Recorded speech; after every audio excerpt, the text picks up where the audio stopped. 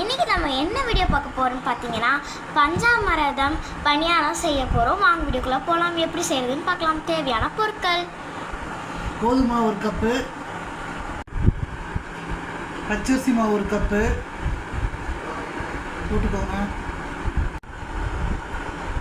உப்பு கொஞ்சம் போட்டுக்கோங்க.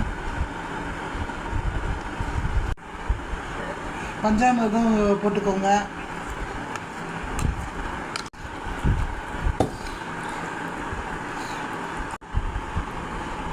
தண்ணி ஊற்றி கலக்கிக்கோங்க.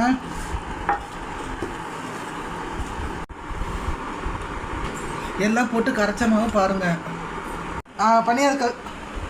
பனியாரக்கல் வச்சாச்சுங்க. பாருங்கள், ஊற்ற போகிறோம். எண்ணெய் ஊற்றியாச்சுங்க. இப்போ மாவு ஊற்ற போகிறோம் பாருங்கள்.